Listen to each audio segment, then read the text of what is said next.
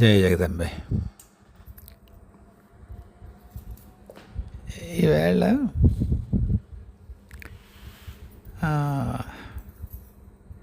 పద్మజ గారు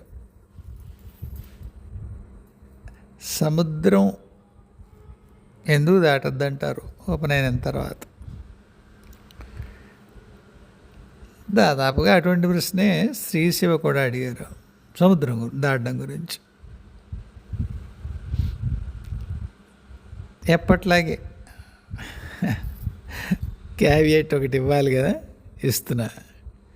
శాస్త్రంలో ఏం రాస్తుందో నాకు తెలియదు, నేను చదువుకోలేదు. నాకు స్ఫురించింది ఏమిటి అంటే, పూర్వంలో ఒక లెక్క ఉంది. ఉపనయనం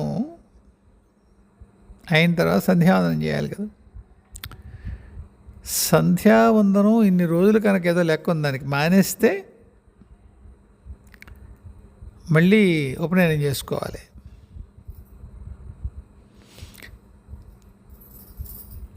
అలా మీరు సముద్రం దాటాలనుకోండి, నెల్లాళ్ల పాటు స్నాన సంధ్యాది నియమాలు మీరు పాటించలేరు. ఓడలో ఉంటారనుకోండి, మరి పూర్వం స్నానం ఎలా చేసేవారు? ఉప్పు నీళ్ళు కదా సముద్ర మధ్యంలో. స్నానాది శౌచాలు ఎంత పాటించగలరు? సంధ్యావందనం ఎక్కడ చేస్తారు?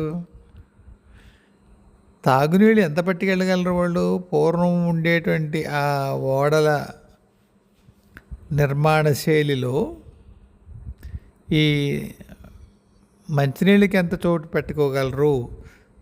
స్నానాది విషయాల కోసం మళ్ళీ ఆ నీళ్లు వాడగలగడం ఎక్కడా? ఇన్ని లెక్కల ప్రకారం నేను అనుకోవడం, ఆ సంధ్యావందనం సాగదు కనుక యజ్ఞోపవీతం మళ్ళీ వేసుకోవడం, ఊరికే యజ్ఞోపవీతం వేసుకోవడం కాదు, మొత్తం క్రతువు అంతా చేయాలి. అందుకని అది సముద్రమే దాటద్దనేవారేమో. ఇంతకు మించి నాకేమి వేరే దానికి ఏమి స్ఫురించడం లేదు. ఇకపోతే అక్కడ ఉన్నవాళ్ళు చాలామంది జపాలు చేస్తారు కదా, హోమాలు కూడా చేస్తారు. వాటి పరిస్థితి ఏమిటి?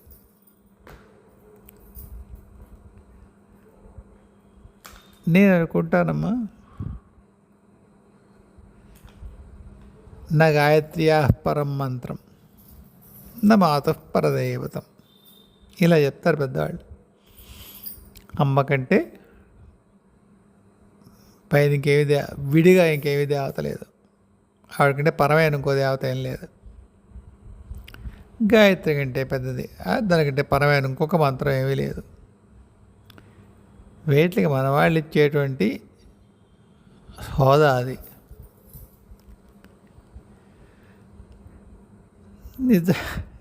నిజానికి నమ్మితే అంటే ఎందుకంటానంటే, మళ్ళీ ఎవరో తప్పు తీసుకోక్కర్లేదు.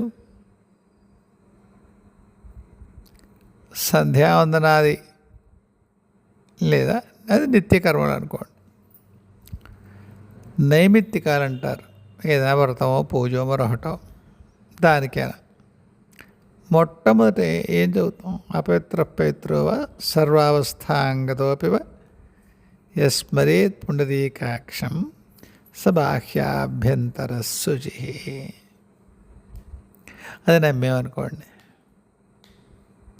నమ్మితే శాంతం నమ్మాల్సిమా? నమ్మేం, చేసుకుంటాం, అక్కడే చేసుకుంటాం.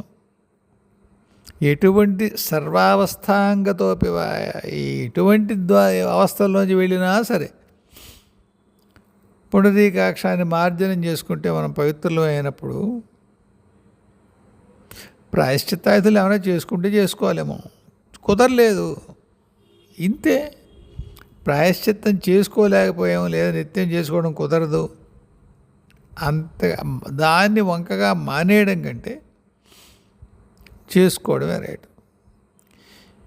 ఇక గాయత్ర్యాది జపాలు ఫలం ఇస్తాయా? నిర్ద్వంద్వంగా ఇస్తాయి. మరి మనం అశుచిగా అయిపోయినట్టు కదా సముద్రం దాటితే. నా లెక్కమ్మ గాయత్రి అన్ని పునీతుల్ని చేస్తుంది. పైన మొత్తం శరీరం ఆపాద బ్రహ్మరంధ్ర పర్యంతం శౌచాన్ని కలగజేస్తుంది. ఈ విషయంలో అంటే ఇలాంటి కంటెక్స్ట్ విషయం ఇదేం చెప్పలేను నేను. అంటే మహాత్ముల పాదాలు ముట్టుకోవచ్చు, ముట్టుకోకూడదు, ఇలాంటివి లెక్కలు ఉన్నాయి కదా. ఒకవేళ ముట్టుకుంటే వాళ్ళ మడి పాడవుతుందా లేదా ఇంకేదో అవుతుందా అన్న విషయం గురించి మా గురువుగారు అనేవారు.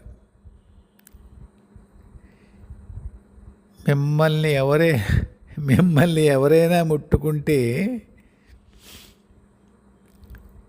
మీరు బయలుపడితే ఎలా స్వామి?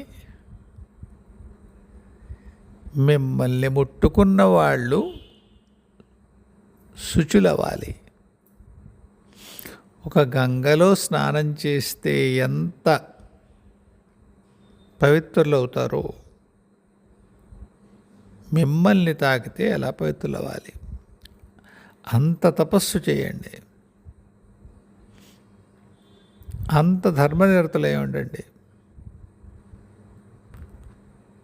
ధర్మం అంటే మనుధర్మం గురించి నేను మాట్లాడట్లేదు సుమా. ఏది ఆత్మానుసంధానం లక్ష్యంగా మీరు ప్రవర్తిస్తారో అది ధర్మం. అటువంటి ధర్మంలో మీరు ఉన్నప్పుడు, అటువంటి ధర్మానువర్తులే ఉన్నప్పుడు తీవ్రమైన తపస్సు ఏదైనా కామ్యం కోసం కాకుండా దైవం కోసమే చేసిన తపస్సు వల్ల మీరు స్వయంగా అగ్నిహోత్రులా మారుతారు. అగ్నిహోత్రుడు అన్నిటినీ పవిత్రం చేసేవాడే కాదు, అగ్నిని ట్రాన్స్ఫార్మింగ్ ఏజెంట్ అంటారు కొన్ని సందర్భాలు. ఇంగ్లీష్ పదం కాబట్టి దానికి మీకు బరువు తెలియట్లేదేమో, కానీ పరివర్తన, ఒక స్థితిలోంచి ఇంకో స్థితికి పరివర్తన అగ్ని. అందుకే అన్నింటికీ అగ్ని పెట్టుకుంటారు ఎదురకుండా. అది యజ్ఞమైన నిత్య నైమిత్తిక కర్మలైనా సరే. కాబట్టి ఎంత తపస్సు చేయాలి అంటే మనల్ని ముట్టుకున్నవాడు పునీతుడు కావాలి. మనం ఎవరో ముట్టుకుంటే మనం మైలపడకూడదు. అలాంటి స్థితి గాయత్రీ జపం వల్ల వస్తుంది. 108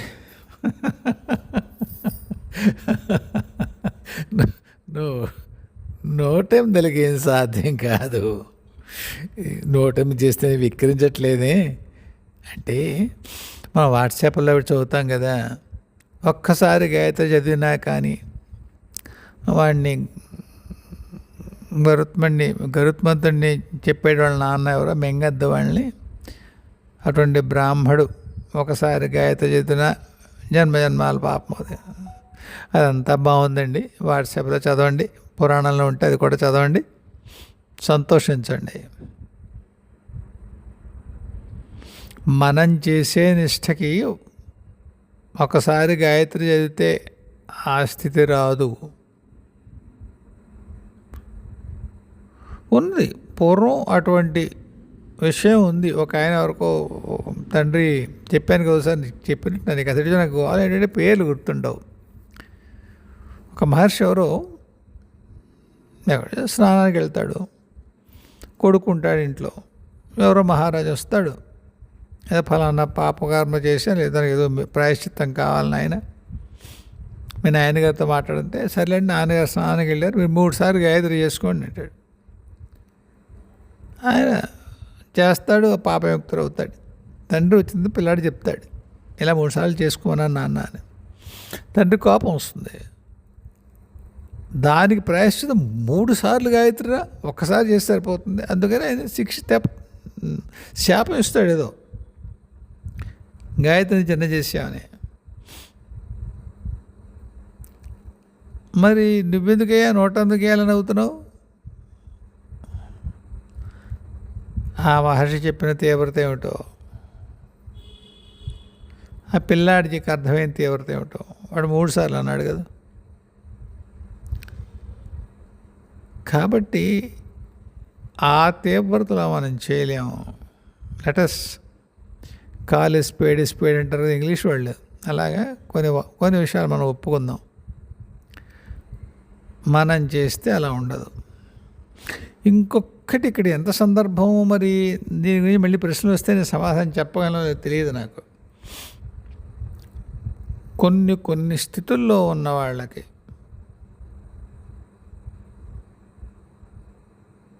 ఒక్క మాల చేస్తే గాయత్రి 108 కాదు, కొన్ని స్థితుల్లో 10,000 అవుతుంది, కొన్ని స్థితుల్లో 1,00,000 అవుతుంది, కొన్ని స్థితుల్లో 1,00,00,000 అవుతుంది. 1,15,00,000, 1,20,00,000 అల్లా ఒక మాల చేస్తే అంత సంఖ్యకి సమానం అయ్యేటువంటి చైతన్య స్థితులను సాధించిన వాళ్ళు నేను ఎరుగుదును. ఆ 1,15,00,000 తర్వాత ఇంకా తర్వాత వాళ్ళని మా పై వాళ్ళు ఎవరో, సర్లేనైనా ఊరికేం లెక్కెట్టుకుంటావు, ఒక మాలకే 1,00,00,000 దాటుతోందిగా చేసుకుందు, ఇప్పుడు కొత్తగా ఏ సంఖ్యలో ఉన్నాం, ఏ స్థితిలో ఉన్నాం, మళ్ళీ గుణింతాలు ఎందుకు అన్నటువంటి చైతన్య స్థితులు సాధించినటువంటి అదృష్టవంతులు నేను ఎరుగుదును. అయితే మీరు అనొచ్చు, అయితే వాళ్ళు ఒక్క జపం చేసేసి ఒక మాల వాడు కోరినన్ని తీరుతాయా? నిజంగా ఆ స్థితికి వచ్చిన వాళ్ళకి అంత చేయటం వైయక్తికమైన కోరికలు ఏమి ఉండవు. ఉంటాయేమో కొంత, ఏ రక్షణో మరొకటో భౌతిక శరీరానికి. రోజువారీ కోరికలు ఏమి ఉండవు. సంకల్పాలు ఉంటాయి, దైవీ సంకల్పాలు ఉంటాయి, దైవం తరపున చేసే సంకల్పాలు ఉంటాయి,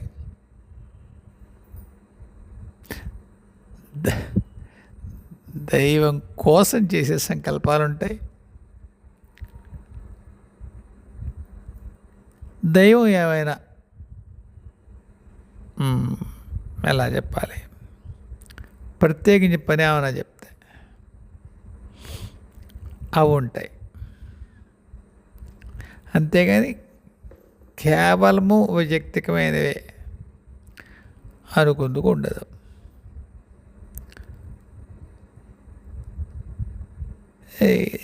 ఈ దైవీపరం ఏమిటి, దైవం కోసం ఏమిటి? దైవీపరమైనవి అంటే కొన్నిసార్లు కొన్ని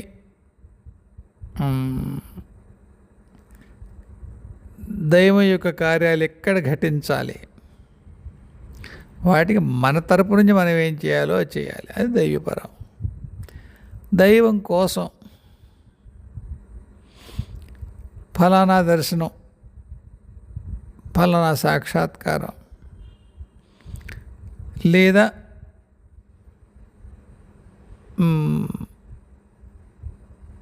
వాళ్ళు కోసం అంటే ఏం చెప్పాలి, వాళ్ళకి ఏమైనా జరగాల్సి వస్తాయి. ఇక్కడే కాదు, ఎక్కడైనా.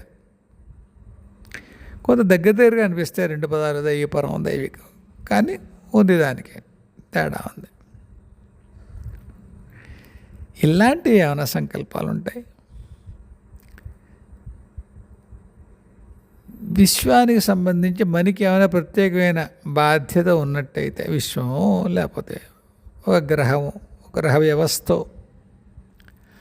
అప్పుడు మీరు చేసే ఈ కోటి జపం పెద్ద విషయం కాదు.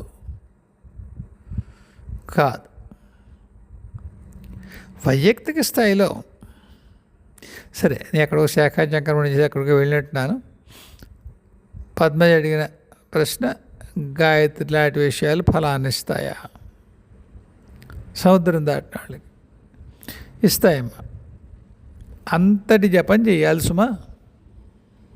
అంటే ఏవైనా కనుక నిజంగానే సముద్రం దాటడం వల్ల ఏమైనా ఉంటే అవి పూర్తిగా దాని తెలుగులో ఏమంటాం, స్క్వేర్ అయిపోలేదు అని. ఎట్లా ఈ తెలుగు పదం ఏమిటని చూస్తున్నాను నేను. అవి నిష్ఫలం అయిపోవాలి. అంటే ఆ సముద్రం దాటినటువంటిదో లేదా ఇంకేమైనా దోషాలు ఉంటే అటువంటి దోషాలన్నీ కూడా రహితం అయిపోయేంత తీవ్రమైన జపం చేస్తే తప్పకుండా ఫలం ఉంటుంది. చెప్పానుగా, 11 సార్లు, 33 సార్లు, 108 సార్లు. మీ కులం ఏమిటో నాకు తెలియదమ్మా. కాకపోతే బ్రాహ్మణుల్లో కొందరు నేను విన్నాను. నేను కొన్నాళ్ళు ఒక డ్రైవ్ కింద పెట్టుకుని తెలిసిన వాళ్ళందరికీ సంధ్యావందనం చేస్తావా అంటూ ఉండేవాడిని. వాళ్ళు చాలామంది సంధ్యావందనం చేయదు కానీ గురు, తప్పకుండా ఎట్టి పరిస్థితుల్లోనూ స్నానం చేసిన వెంటనే 11 సార్లు గాయత్రి చేస్తాను, 33 సార్లు గాయత్రి చేస్తానంటూ ఉండేవారు. ఏమో మరి, సంధ్యావందనం చేయకుండా మిగతావి ఏం చేస్తే ఏం ప్రయోజనం? మా నాన్న చెప్పిన మాటే పూర్వం నేను చెప్పాను, సంధ్యావందనం బాధ్యత.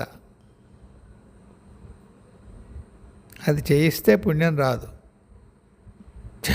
చేయకపోతే ప్రతివాయి దోషం వస్తుంది. దానికి మళ్ళీ ఏవో ప్రాయశ్చిత్తాలు ఏమో ఉన్నాయి. కానీ ఒకటే చెప్తాను, మధ్యలో ఎక్కడికో వెళ్తున్నాను అనుకోకండి, సందర్భం వచ్చింది చెప్తున్నాను. సంధ్యావందనం 8 నిమిషాలు పడుతుంది. 8. ఆ సమయం లేకుండా ఉన్నారా జనం? వాకింగ్ పెడతారు కదా, పేపరు చదువుతారు కదా, కాఫీ తాగుతారు కదా. 8 నిమిషాలు టైం లేదు. ఆ ఆసక్తి లేదని చెప్పాలి. సంధ్యావందనం నాకు ఉంటుంది గురువు చేయాలని, పొద్దున్న పరుగులు జీవితం కదా. వట్టి మాట.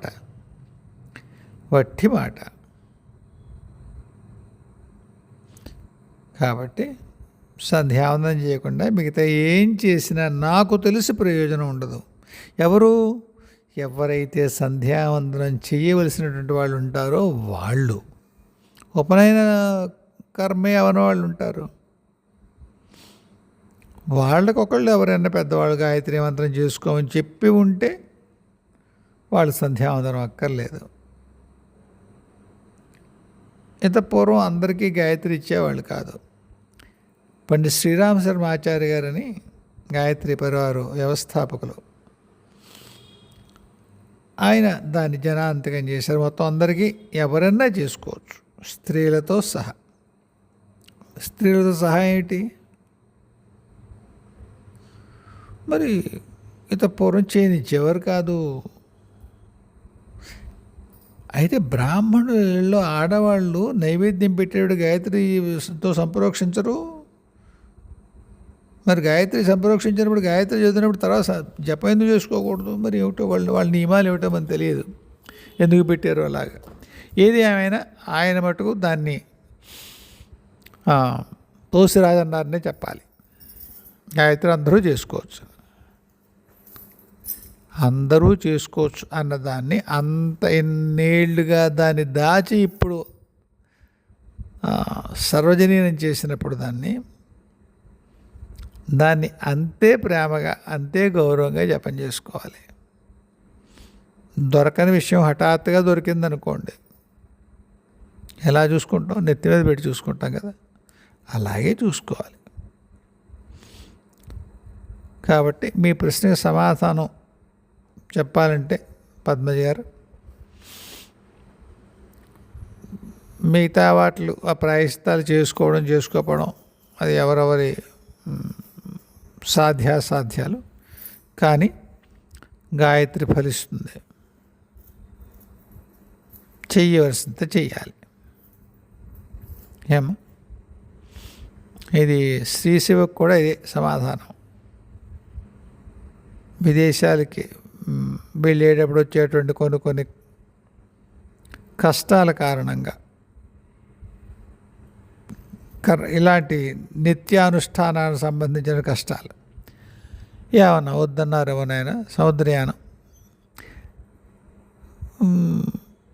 ప్రవచనకర్తలు ఏమన్నారు నాకు తెలియదు, మరి వాళ్ళందరూ పెడతారు, వాళ్ళు వచ్చి ప్రాయశ్చిత్తం చేసుకుంటారు ఏమిటో మరి.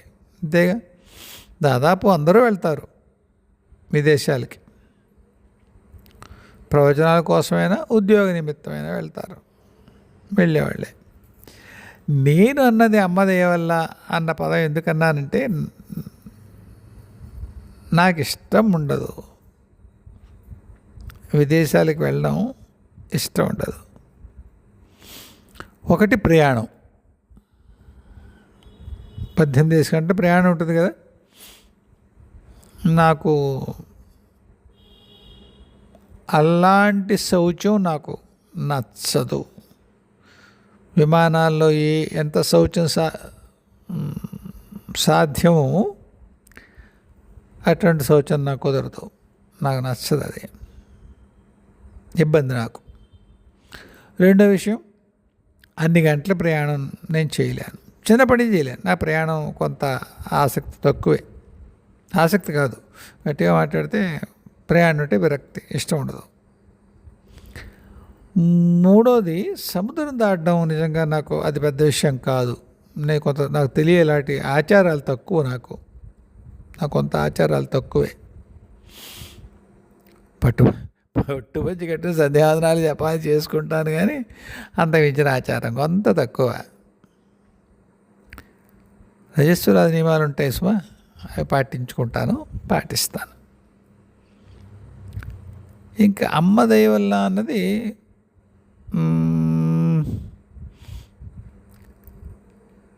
భారతదేశం కాకుండా మిగతా దేశాలు నాకు కొంత నచ్చవు.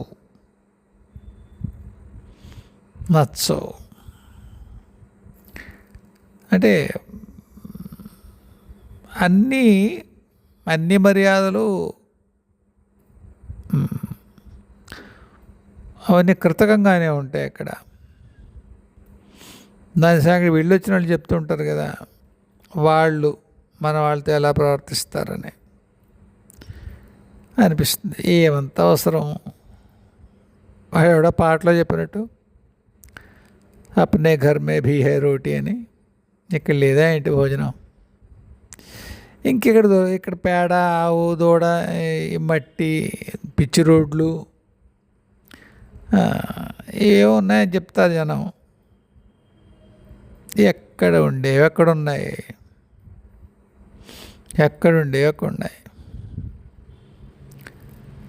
నా వరకు భారతదేశం కంటే సుఖమైన దేశం ఇంకోటి ఏం లేదు, with all it's short Cummins. తర్వాత దేవతలకి మనమేం సాయం చేస్తాము అని అడిగారు ఎవరు? ఒక్క క్షణం, ఎవరో ఒక ఆవిడ అడిగారు.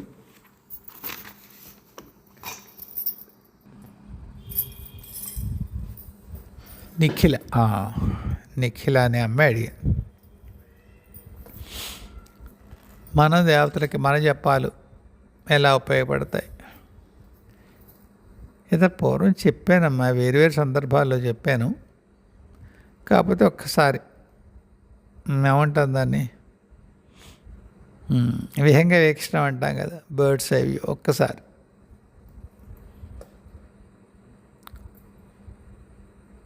మన జపాలే కాదమ్మా, మనం జపాలు చేసినందువల్ల వచ్చేటువంటి ఒక స్థితి కూడా దేవతలకు ఉపయోగిస్తుంది.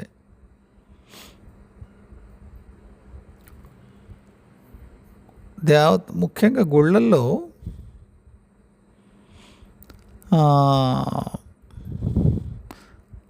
ఆ దేవతలకు కొంత శక్తి ఇవ్వబడి ఉంటుంది. వాళ్ళ యంత్ర ప్రతిష్ఠ కారణం చేత కానివ్వండి, అక్కడ ఉండేటువంటి సోల్, ఒక యోగి ఎవరో ఉంటారనుకోండి, ఆ దైవం పట్ల దైవం యొక్క పని చేసి పెట్టేవాళ్ళు ఎవరో ఉంటారు. వాళ్ళు అక్కడ దైవీ అంశాన్ని కూడా వాళ్ళు క్యారీ చేస్తారు. అది వేరే విషయం. అంటే ఉదాహరణకి సుబ్రహ్మణ్య స్వామి గుడి ఉంది. అక్కడ సుబ్రహ్మణ్య స్వామి అంశాన్ని క్యారీ చేసేటువంటి ఒక యోగి ఉంటాడు, ఒక భక్తుడు ఉంటాడు. ఇంకా మోక్షం పొంది ఉండడు, ఒకానొక చైతన్య స్థాయి ఆ తపస్సు వల్ల పొంది ఉంటాడు. వాళ్ళు ఏమంటారంటే, పలానా ఊళ్ళో సుబ్రహ్మణ్య స్వామి గుడి ఉంది, అక్కడ నువ్వు ఆ గుడిని కొద్దిగా మ్యాన్ చేస్తావా? మ్యాన్ చేయడం అంటే ఆ గుడిని నువ్వు సంభాళించుకుంటావా అంటే, ఆ మూర్తిలో ఈయన ఉంటాడు. అది 100 ఏళ్ళ 200 ఏళ్ళ పైన అంతర్లోకాల్లో అది పెద్ద విషయం కాదు కదా. అదేంటంటే గుడి ఇక్కడ కదా ఉంది. ఇక్కడ ఉన్నా సరే సూక్ష్మ శరీరంలో ఉన్నప్పుడు ఎప్పుడు ఈ కాలం వర్తించదు, మన కాలం వర్తించదు. సరే, అక్కడ ఆ యోగి ఎవరైతే ఆ గుడిలో ఉంటున్నారో, ఆ గుడి విషయాలు సంభాళించుకుంటున్నారో, అక్కడ దైవంగా ఉన్నారో, అప్పుడు ఆ దైవం యొక్క అంశ వీళ్ళు ధరిస్తారు. ఒకటి, అక్కడికి వచ్చే భక్తులకి ఏం కావాలో ఆ సహాయం చేస్తారు. ఏ గుళ్ళో ఏ పనులు కావాలి అది కూడా నిర్ణయించబడి ఉంటుంది. ఇది పూర్వం చెప్పాను, మీరు దయచేసి ఒకసారి అవసరమైతే పాత వీడియోలు చూడండి. దాన్ని మళ్ళీ పునరుక్తి అంటే చాలా పెద్దదైపోతుంది వీడియో, అక్కర్లేదు. సరే, ఈ స్థితి ఎలా వస్తుంది యోగికి? ఒక గుడిని, ఒక దైవం యొక్క అంశాన్ని తను ధరించి ఆ దైవం బదులు అక్కడ ఉండాలి. 800 ఏళ్ళు 8,000 ఏళ్ళు తర్వాత సంగతి. ఎలా వస్తుంది? జపం వల్లే వస్తుంది. దానివల్లే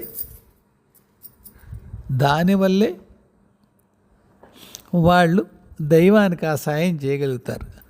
దైవానికి సాయం ఏముందండి? అందులో విగ్రహం ఉంది, వాళ్ళు వదిలి చేస్తున్నారు కాదుగా. ఆ దైవం స్వయంగా అన్ని గుళ్ళలో ఉండడుగా, ఆయన అంశ మాత్రమే ఉంటుంది. ఆ అంశని ఒక మానవ ఆత్మ, ఎదిగిన మానవ ఆత్మ ధరిస్తుంది. ధరించి ఆ దైవం యొక్క భక్తులకి ఆ దైవం తరపున దైవంగా సహాయం చేస్తుంది. సామాన్యం కాదు. ఇంకా కొన్నిసార్లు ఏమవుతుంది, అటువంటి ఆ గుళ్ళల్లో ఎవరైతే దైవం యొక్క అంశాన్ని తాను ధరించి చేస్తారో, ఒక్కొక్కసారి అక్కడ వాళ్ళ బలం క్షీణిస్తుంది. వాళ్ళకి ఎన్ని యూనిట్లు ఇవ్వబడిందో అంతకు మించి వాళ్ళు భక్తులకి సహాయం చేయడం పెట్టారనుకోండి, ఆ గుళ్ళో దైవం బలం క్షీణిస్తుంది. తర్వాత అక్కడికి వచ్చిన వాళ్ళకి కోరికలు తీరవు. అలాంటప్పుడు మహాత్ములైన వాళ్ళు దాన్ని మళ్ళీ పునఃసంప్రోక్షణ చేయడం ఏదో అంటారు దాన్ని, దాంట్లో మళ్ళీ శక్తిని నింపుతారు. ఒకటి, వాటికి సంబంధించిన క్రతువులు ఉంటాయి. ఎక్కడి నుంచి ఆవాహన చేయాలో ఆ శక్తిని ఆవాహన చేస్తారు. మళ్ళీ ఆ దైవానికి, అక్కడున్న దైవానికి ఆ శక్తి మళ్ళీ ప్రదానం చేయబడుతుంది. ఇది ఒక ప్రాసెస్. ఇలా కాకుండా కూడా బాగా ఉన్నత చైతన్య స్థితికి వెళ్ళినటువంటి మహాత్ములు ఎవరైతే ఉంటారో, ఇలాంటి క్రతువులు అక్కర్లేకుండా అంటే పరమేశ్వరు ఉంటుంది. ఒక ఉన్నత చైతన్య స్థాయిని సాధించినటువంటి ఒక యోగో భక్తుడో ఉంటాడు. నాన్న ఫలానా గుళ్ళో ఫలానా దైవానికి శక్తి కావాలి, ఒకసారి చూడు నాయన, అంతవరకు చెప్తారు, ఇంకేం ఉండదు. ఈ మహాత్ముడు అక్కడికి వెళ్ళి దాన్ని అంచనా వేయగలుగుతాడు. ఆ శక్తి ఎంత కావాల్సి వస్తుంది అక్కడ వాడికి, అక్కడున్న ఆ దైవీ విగ్రహానికో మూర్తికో ఎంత శక్తి కావాలి, ఆ దైవీ శక్తిగా ఎవరైతే ఉంటున్నారో ఆ సోల్కి ఎంత కావాలి, ఎన్నాళ్ళు సస్టైన్ అవుతాడు అని, ఇంకా అక్కడ ఎన్నాళ్ళు ఉండాలి, ఎక్కడి నుంచి తేవాలి ఆ శక్తి, ఎవరు తెస్తారు? ఈ మహాత్ముడి సంకల్పం కారణంగా శక్తి వస్తుంది. కొన్ని గుళ్ళల్లో సుబ్రహ్మణ్యేశ్వర గుడి ఉంది అనుకుందాం ఒక క్షణం. ఒక్కొక్కసారి మనం అంటే ఎవరైతే వాళ్ళు ఆ శక్తి కావాల్సింది ఎక్కడి తెస్తారు? ఆ పంచక్షేత్రాలు షట్క్షేత్రాలు ఏమో 6 సుబ్రహ్మణ్య క్షేత్రాలు ఏమో ఉన్నాయంటారు కదా తమిళనాడు దగ్గర. అలాంటి చోటు నుంచి తెచ్చే సందర్భం ఉంటుంది. ప్రత్యక్షంగా కైలాసం లాంటి చోటు నుంచి, లేదా సుబ్రహ్మణ్యేశ్వరుడి యొక్క నక్షత్ర మండలం ఏదైతే ఉంటుందో అక్కడి నుంచి ఆ శక్తిని ఆవాహన చేసి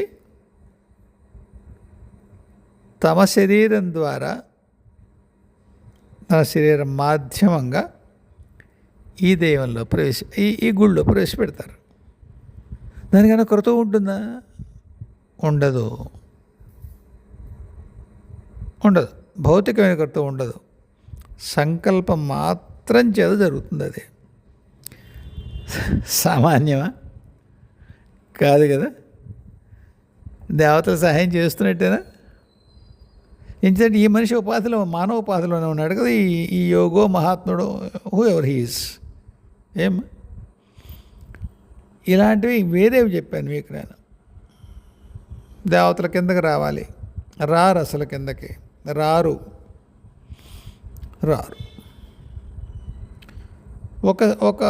ఒకనొక సూక్ష్మతలం వరకు వస్తారు, అక్కడి నుంచి మనకి దర్శనం ఇస్తారు తప్ప వాడు శాంతం భూమి మీదకి వచ్చేయలేరు. ఇది చాలా సాంద్రమైనటువంటి వాతావరణం, ఇది కొంత వాళ్ళకి ఇబ్బంది అవుతుంది. రారు. ఏం చేయాలి ఇప్పుడు? రావాల్సి వస్తుంది. అప్పుడు మళ్ళీ వాళ్ళ భక్తులను, వాళ్ళ సాధకులను, నాన్న నేను కిందకి రావాలి, ఓ మార్గం ఏర్పాటు చేయరా అంటారు. వీళ్ళ తపశ్శక్తి చేత ఆ మార్గం ఏర్పాటు చేయబడుతుంది. ఆ మార్గంలో ఆ దేవత కిందకు వచ్చినప్పుడు ఆవిడ కిందకు వచ్చినా సరే ఆవిడ చుట్టూ ఆవిడ లేదా ఆయన, వాళ్ళ లోకంలో వాళ్ళు ఎటువంటి వాతావరణంలో వాళ్ళు సౌఖ్యంగా ఉంటారో అటువంటి వాతావరణం తాత్కాలికంగా నిర్మింపబడుతుంది. మీరు ఎప్పుడైనా గమనించారా? న్యూస్లో వింటాం కదా మనం. ఒక దేశ ప్రధానం, దేశ రాష్ట్రపతి వేరే దేశానికి వెళ్తే వాళ్ళ వంట వాళ్ళ దగ్గర నుంచి వాళ్ళతో పాటు పెడతారు. ఆయన ఏం తింటాడో, ఎలా తింటాడో, ఏ వేళకి తింటాడో, ఏ మోతాదులో తింటాడో అంతా వాళ్ళు చూసుకుంటారు వంట వాళ్ళు.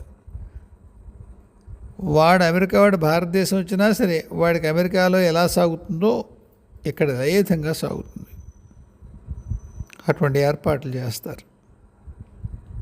అలాగా ఆ దేవతలకి ఈ సాధకుడు, ఈ యోగి అటువంటి వాతావరణం సృష్టించగలుగుతాడు తన తపస్సు చేత. చాలాసార్లు ఏమవుతుందంటే ఏ దేవి లేదా ఏ దేవత యొక్క రూపం వస్తుందో ఆ దేవతా మంత్రాన్ని జపించి ఫలనాంత సంఖ్య చేస్తే వాళ్ళ శక్తితో అటువంటి వాతావరణం ఒకటి ఏర్పడుతుంది.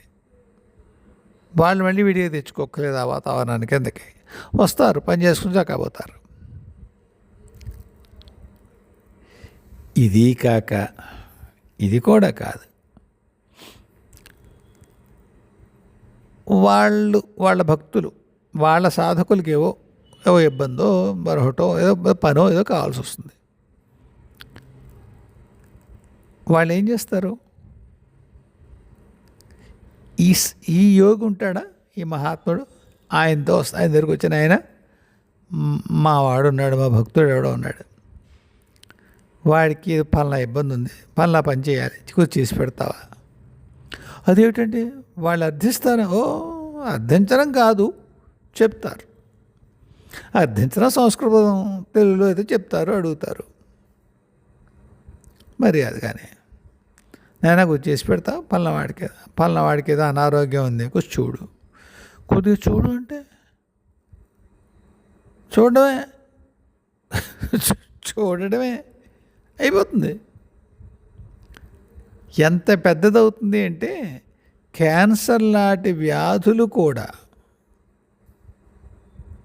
వీళ్ళు అయిపోయినప్పుడు క్యాన్సర్ లేదు అనుకుంటే క్యాన్సర్ ఉండదు. కానీ ఎప్పుడది ఎక్స్ అనే వ్యక్తికి క్యాన్సర్ వచ్చింది. వాళ్ళ ఉపాస్య దైవం ఎవరో ఒక మహాత్ముడి దగ్గరికి వెళ్ళి, నాన్న ఫలానా ఎక్స్కి క్యాన్సర్ ఉంది, నేను వాడికి ఇప్పుడు ఆ కర్మ ఇప్పుడు రానివ్వదలుచుకోలేదు. గుర్తుపెట్టుకోండి, కర్మ ఎక్కడికి పోవట్లేదు సుమా, కర్మ ఎక్కడికి పోవడం లేదు. వాళ్ళ దేవత కంఫర్ట్ ఇవ్వదలుచుకుంది. ఇప్పుడు ఆ కర్మ అలా కనిపించదలుచుకోలేదు నేను రోగంగా, అని చేత కొద్దిగా అది చూడవా అంట. ఈ మహాత్ముడు చూస్తాడు, లేదు స్వామి అయితేను, లేదు అయిపోయింది, సగతం, వాడి క్యాన్సర్ లేదు. మరి కర్మ ఏమవుతుంది? ఇంకో రకంగా అనుభవింపజేయబడుతుంది. ఇంకొక రకంగా ఈ మాట నేను చెప్పి తీరాలి. ఎందుకు అంటే మీకు ఎక్కడా ఇంకో భ్రమ రాకూడదు. లేదుగా వసు కర్మ తీసేసాడు కావాలి దేవుడని. తీయడు. ఇప్పుడు అతనికి ఆ క్యాన్సర్ వ్యాధి ఉంటే ఏ సాధనలు అతనికి చేసుకోవాలి ఇబ్బంది అవుతుందో, లేకపోతే ఇంకేవో వాగ్దానాలు దైవం చేసినటువంటి వాగ్దానాలు నెరవేరడానికి అవకాశం ఉండదు, ఏమున్నాయో వాటిని సానుకూలపడడం కోసం ఈ క్యాన్సర్ అనే వ్యాధి రాకుండా చేస్తారు. అయితే వేరే విధమైన కర్మ వాడు అనుభవించగలిగేటువంటి ఇంకో కర్మ ఉంటుంది, అనుభవింపజేస్తారు. ఉదాహరణకి కోటీశ్వరుడు అనుకోండి, 1000 కోట్లు ఉన్నాయి, 1000 కోట్లు నష్టం వస్తుంది అనుకుందాం.